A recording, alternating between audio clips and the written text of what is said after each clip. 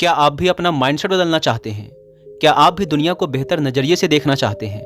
क्या आप हमेशा तनाव, चिंता और गुस्सा महसूस करते हैं और इन सब से छुटकारा पाना चाहते हैं? अगर इनमें से किसी भी प्रश्न का उत्तर हाँ है, तो आज की वीडियो आपके लिए बहुत ही महत्वपूर्ण साबित होने वाली है। अंत तक ध्यान से सुनिए। एक बार एक गुरु अपने शिष्यों को विचारों की शक्ति के ऊपर प्रवचन दे रहे थे।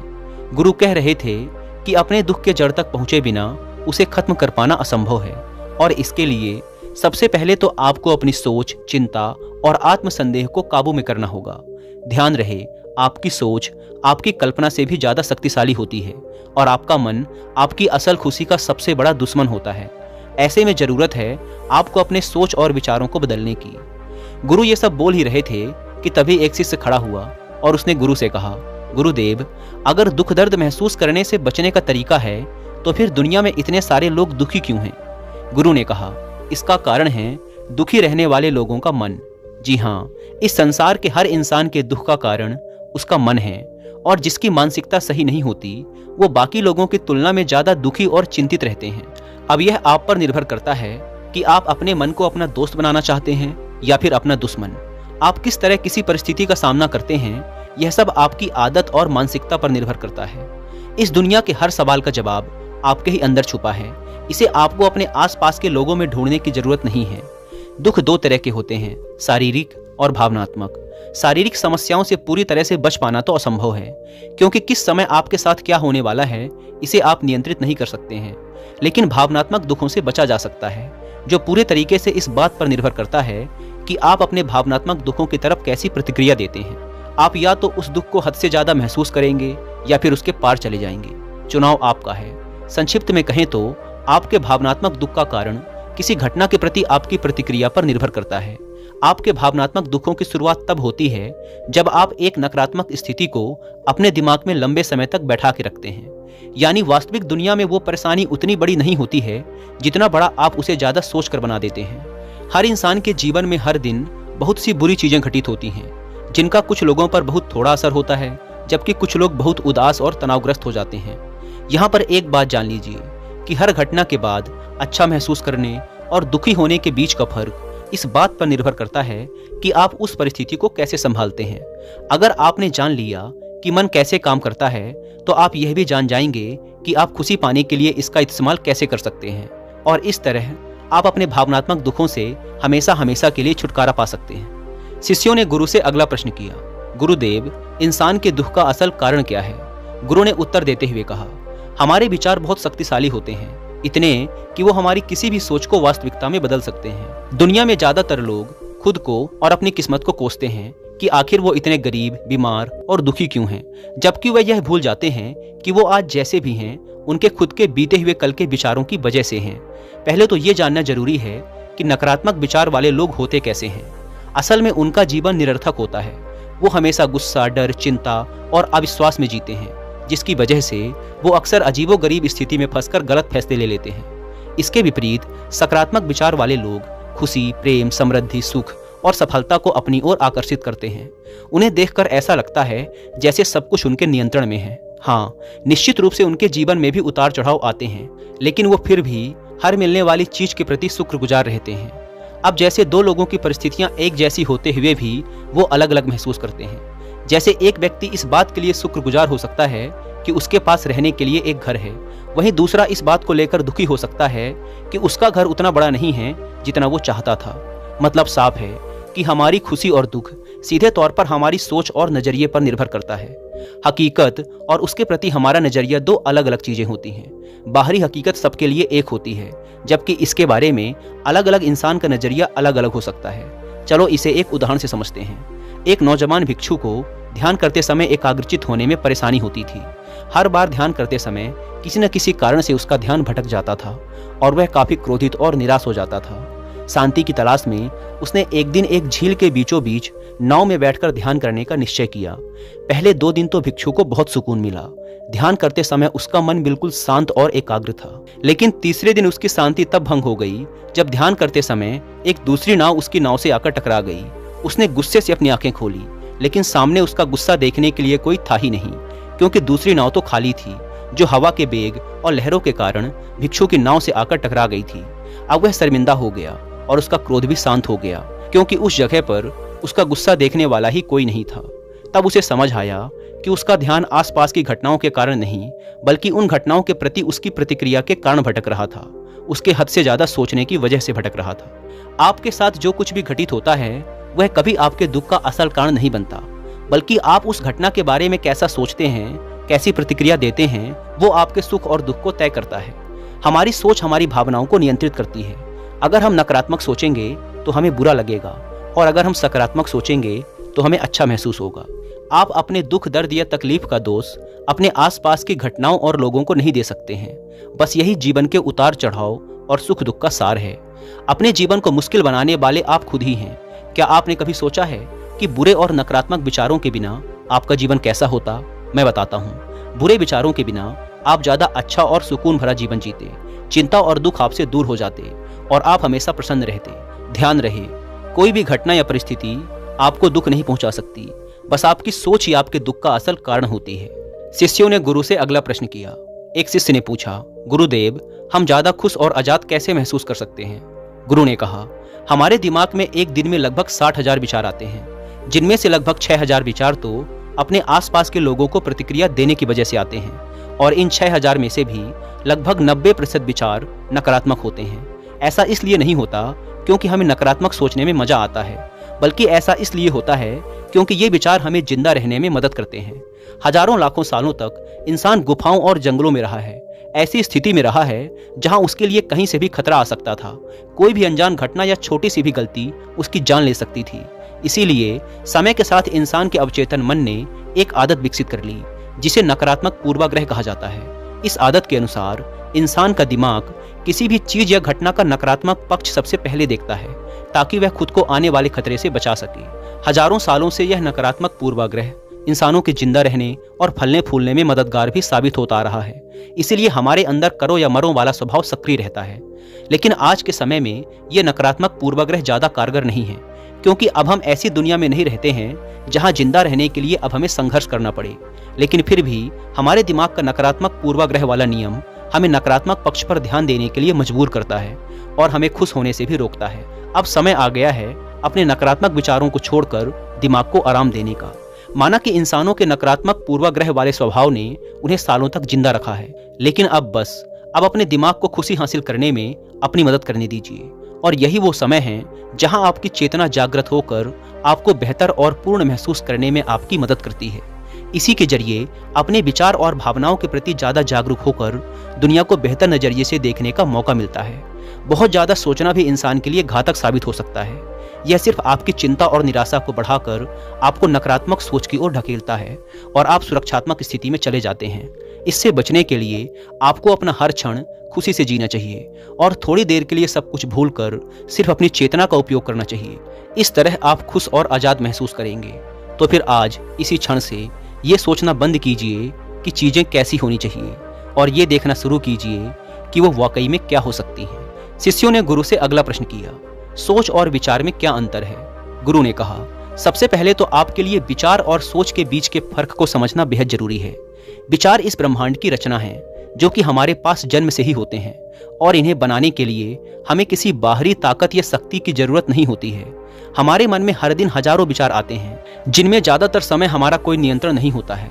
और दूसरी चीज है हमारी सोच, जिसका मतलब है अपने विचारों के साथ सक्रियता से जुड़ जाना।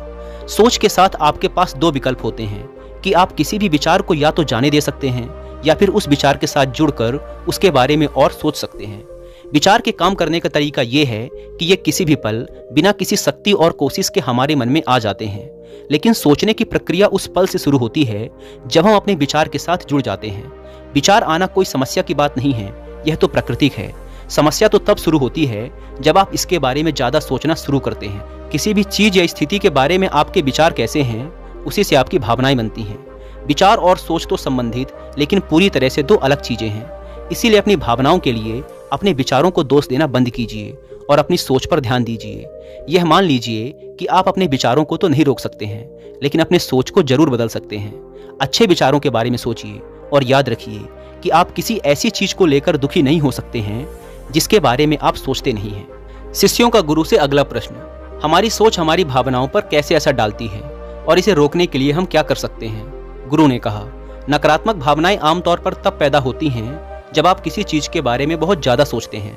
हाँ, कभी कभी ये आपकी सुरक्षा के लिए भी हो सकता है, जैसे रात में बाहर जाते समय डर महसूस होना, लेकिन ज्यादातर समय ये आपको तनाव और चिंतित ही महसूस करवाते हैं। जब आप किसी बुरी चीज या बुरी घटना के बारे में सोचते हैं, सिर्फ तभी आपको बुरा लगता है। आप जैसा सोचते हैं वैसा ही महसूस भी करते हैं। ज्यादातर लोगों के दिमाग में ये भ्रांति है कि नकारात्मक सोच से दूर रहने से सब कुछ ठीक हो जाता है। वो मानते हैं कि जितने सकारात्मक विचार सोचेंगे उतने खुश रहेंगे, लेकिन ऐसा सोचना पूरी तरह से सही नहीं है। असल में अच्छा और खुश महसूस करने की चाबी है कुछ भी नहीं सोचना। आपको शायद विश्वास नहीं हो रहा होगा, तो आइए इसे एक छोटे से प्रयोग से समझते हैं। आप सब जरा अपने जीवन के सबसे खुशहाल पलों के बारे में सोचिए। अब उस समय अपने दिमाग में चल रहे किसी विचार को याद करने की कोशिश कीजिए। क्या आप उन्हें याद कर पा रहे हैं? मैं बताता हूँ, नहीं कर पा रहे होंगे। आपको याद ही नहीं होगा कि आप उस क्षण क्या सोच रहे थे, क्योंकि उस समय आपके दिमाग में कुछ भी नहीं चल रहा था। आप बिल्कुल भी नहीं सोच रहे थे, आप बस उस पल को जी भर के जी रहे थे। बात स्पष्ट है कि जब आप सोचना बंद कर देते हैं तो आप बस खुश रहते हैं, आप दोबारा से जी उठते हैं। इसीलिए याद रहे कि आपके दुखों की जड़ मन या नकारात्मक मानसिकता नहीं, बल्कि आपकी सोच है। आज अभी इसी क्षण से किसी चीज या परिस्थिति को अपने अनुसार बदलने की तनावग्रस्त प्रक्रिया से अपने दिमाग को आजाद कीजिए, और जो जैसा है उसे वैसा ही स्वीकार कीजिए। एक मंत्र जान लीजिए, आप जितना कम सोचेंगे उतना ज्यादा खुश रहेंगे। शिष्यों ने गुरु से अगला प्रश्न किया, ज्यादा सोचना कैसे बंद करें? गुरु ने कहा, ज्यादातर लोगों को यह लगता है कि सोचना बंद करने के लिए उन्हें अपने विचारों को आने से पूरी तरह रोकना होगा, लेकिन यह नामुमकिन है। विचारों को रोकना अपने आप को सांस लेने से रोकने के जैसा है। आप यह बिल्कुल भी नहीं कर सकते हैं। आपको सिर्फ खुद को सोचने से रोकना होगा, विचारों को आने से नहीं। विचारों को उठने से रोका नहीं जा सकता है। आप ये अंदाजा भी नहीं लगा सकते कि वो कब और कहां से आएंगे, लेकिन आप इनके साथ खुद को जोड़ने से जरूर रोक सकते हैं। विचार आया और चला गया, आपने उसके बारे में कुछ भी नहीं सोचा। इस तरीके से आप खुद को विचारों से अलग कर सकते हैं। हाँ, इसका यह मतलब भी नहीं है कि आप पूरी तरह से सोचना ही बंद कर दीजिए। मस्तिष्क सोचने के लिए ही बनाया गया है और यह हमारे स्वभाव में होता है। आप वास्तव में तो सोचने से खुद को भी नहीं रोक सकते। तो सवाल यह है, फिर आप क्या कर सकते हैं? आप यह कर सकते हैं कि आप सोचने में लगने वाले समय को कम कर सकते हैं, और इस प्रक्रिया में पहला कदम जागरूक होना होता है। आपको यह जरूर पता होना चाहिए कि आपको कब खुद को ज्यादा सोचने से रोकना है। ज्यादा सोचने का सबसे आम लक्षण तनाव और असहज महसूस करना होता है। तनाव और असहजता जैसी भावनाएं आमतौर पर तब आती हैं जब आप किसी स्थिति के बारे में हद से ज्यादा सोचते हैं। जब भी आप खुद को कुछ ज्यादा ही सोचते हुए पाएं, तो तुरंत अपने आप को इससे अलग कर लीजिए। एक गहरी सांस लीजिए, अपने विचार से दूर हो जाइए और अपने दिमाग को शांत होने दीजिए। आइए इसे एक उदाहरण से समझते हैं। मान लीजिए कि आपके पास एक कटोरी गंदा पानी है। अब इस पानी को साफ करने के लिए आप क्या करेंगे? क्या आप इसे उबालेंगे या छानेंगे? ज्यादातर लोग या तो इसे उबालेंगे या छानेंगे, लेकिन इन सबसे आसान यह है कि आप अपने आप पानी की गंदगी को नीचे बैठने दीजिए। कटोरी को शांति से रख दीजिए। ऐसा करने से गंदगी नीचे जम जाएगी और पानी अपने आप साफ हो जाएगा। ठीक यही नियम हमारे दिमाग के लिए भी लागू होता है। ज्यादातर लोग अपने दिमाग को शांत, स्पष्ट और खुश करने के लिए मुश्किल रास्ता खोजते हैं, जबकि आसान रास्ता हमेशा हमारे सामने ही होता है। देखिए, नकारात्मक भावनाएं सिर्फ और सिर्फ सोचने की वजह से ही पैदा होती हैं। जब हमारा मन अशांत या परेशान होता है तो हम सोचने लगते हैं, जबकि ऐसी स्थिति में आपको शांति से बैठ जाना चाहिए और अपने दिमाग को शांत होने देना चाहिए, ठीक उस कटोरी के गंदे पानी की तरह। ध्यान रहे, जितना ज़्यादा आप अपनी सोच से लड़ने की कोशिश करेंगे, उतनी ही आपकी भावनाएं मजबूत होती जाएंगी, खासकर नकारात्मक भावनाएं। इसीलिए अपने दिमाग को अपने आप शांत होने दीजिए। ऐसा हो जाने के बाद आप धीरे धीरे अपने विचारों को पहचानिए और उनसे दूर होते जाइए। अंत में आप एक ज़्यादा स्पष्ट और शांत मन पाएंगे। ध्यान रहे, ज़्यादा सोचने की आदत से कम सोचने और खुश रहने की आदत को अपनाने के दौरान तनाव बिल्कुल भी मत लीजिए। सोचना बिल्कुल सामान्य बात है, लेकिन इसमें बहुत समय बिताना हानिकारक है। इसीलिए अपने हर पल को ज़्यादा से ज़्यादा जीने की कोशिश कीजिए। सोचने में समय बर्बाद मत कीजिए। हमेशा याद रखिए कि शांति पहले से ही आपके अंदर मौजूद है। आपको बस सोचना बंद करके इसे महसूस करने की ज़रूरत है, और यकीन मानिए, एक शांत मन आपको शांत और सफल जीवन की ओर ले जाएगा। शिष्यों ने गुरु से अगला प्रश्न किया, क्या हम बिना सोचे जिंदा रह सकते हैं? गुरु ने कहा, अपने जीवन के उस पल के बारे में सोचिए जब आप अपने काम में पूरी तरह से ध्यान मग्न थे। वो समय जब आप अपने काम में इतना ज्यादा खो गए थे कि आपको अपने आसपास की ही कोई सुध नहीं थी। क्या आपको याद आया? अब जरा उस क्षण के अपने विचारों के बारे में सोचिए। क्या उस समय आपके दिमाग में कोई विचार था? मैं बताता हूँ, नहीं होगा, क्योंकि व्यस्तता के पलों में आप एक अलग ही अवस्था में चले जाते हैं, अपने काम में पूरी तरह से रम जाते हैं, और इसे ही अपने काम के साथ एक होना या प्रवाह की अवस्था कहते हैं। और यह तब होता है जब आपको अपने काम से बहुत प्रेम होता है, और इस स्थिति में आप सभी विचार और भावनाओं को भूल जाते हैं। जब कोई इंसान प्रवाह की अवस्था में होता है तब उस इंसान का ध्यान इतना गहरा होता है, यानी कि वो इंसान अपने काम में इतना मग्न होता है कि उस इंसान के दिमाग में उसकी उपस्थिति ही खत्म हो जाती है, यानी कि उन्हें खुद की मौजूदगी का भी पता नहीं रहता। इस अवस्था में ना तो आपको भूख लगेगी, ना ही प्यास, ना ही गर्मी और ना ही सर्दी। इस अवस्था में आपकी एकाग्रता चरम सीमा पे होती है, और इस अवस्था में आप जो भी काम कर रहे होंगे वो अपने आप होने लगता है, क्योंकि इस स्थिति में आपका अवचेतन मन काम कर रहा होता है और आप सिर्फ अपने काम पर ध्यान देते हैं। यह एक विचार शून्य अवस्था होती है, जहाँ विचार, चिंता और संदेह के लिए कोई जगह नहीं होती है। समस्याओं का काम ही हमें शांति और खुशी के रास्ते पर जाने से रोकना है, और किसी समस्या को पैदा करने में हमारी सोच और चिंता अहम भूमिका निभाते हैं। इतना अहम कि कोई घटना जितनी बुरी नहीं होती है, ये उसे हमारे दिमाग में उससे भी बुरा बनाकर हमें डराते हैं। हो सकता है आज के बाद अपनी आदत में बदलाव लाकर आप ज़्यादा सोचना और चिंता करना कम कर दें। आप नकारात्मक भावनाओं को महसूस करना कम कर देंगे, लेकिन आपका दिमाग फिर आपको सोचने और चिंता करने पर मजबूर करेगा, और ऐसा सिर्फ इसलिए होता है क्योंकि आपका दिमाग नए अभ्यासों से अनजान है। जीवन की शुरुआत से आप जो कुछ भी कर रहे हैं वो है सोचना और चिंता करना। अब जब आपने उन्हें अपने दिमाग से हटा दिया है तो आपको असहज और अजीब महसूस होगा, और जब दिमाग में कुछ नहीं होता तो कुछ गलत लगना स्वाभाविक होता है। ऐसे में आपको इस प्रक्रिया पर और खुद पर विश्वास करने की सबसे ज़्यादा ज़रूरत है। आप अपने दिमाग को बेवजह की चिंता और सोच से मुक्त ही रखिए। यकीन मानो यह जरूर काम करेगा। जिसके बारे में हमें पता नहीं होता उससे डर लगना स्वाभाविक है। जैसे विचार शून्यता की अवस्था से आपका दिमाग अनजान होता है, लेकिन यही वो अवस्था है जहां सबसे ज़्यादा अनुभव और मौके मिलते हैं।